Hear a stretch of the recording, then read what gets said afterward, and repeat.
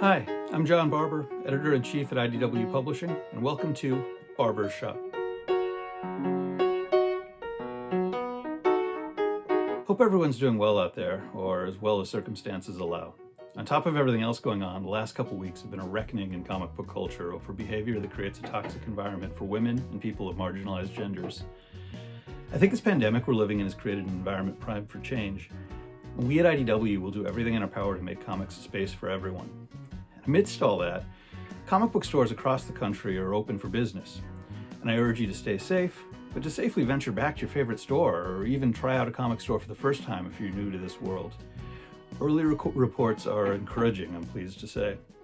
Now, one of IDW's new releases that you can pick up is a series we've been excited about for a while, but it's a story that is so of this moment. I feel like I have to distance this from the real life I was just talking about.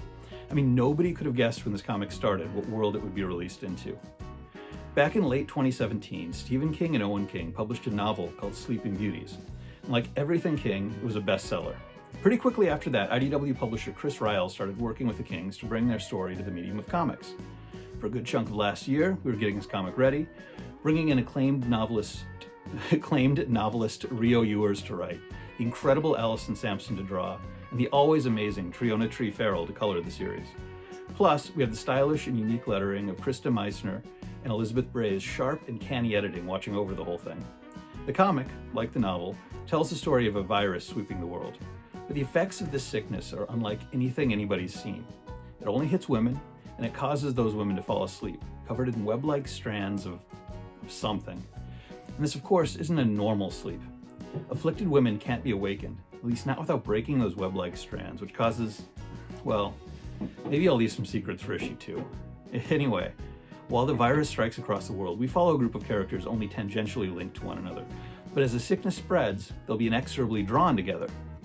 We have a sheriff, her psychologist husband, his prison warden boss, the prisoners under her care, an animal control officer and his family, and a mysterious woman who went on a killing spree and who can speak to animals, and who knows a whole lot more about what's happening than anybody else on the planet. Rio Youers' script is enigmatic and engaging, which is what you might expect from the author of The Forgotten Girl and Halcyon takes on a story by Stephen King and Owen King. It confronts issues of gender and sexism with an unflinching eye. Alison Sampson and Triona Tree Farrell's art is dreamlike, which is a word that gets thrown around. But to me, this art feels like real dreams, or at least real nightmares, obeying its own rules and with an undertone of darkness, where the terrifying beauty of nature gives way in an instant to the even more terrifying brutality of man. The writing and art come together to present a harsh and dangerous world, one that seemed unlikely when we started working on this comic, but that feels very real today. Issue 1 is out now, with more coming every month.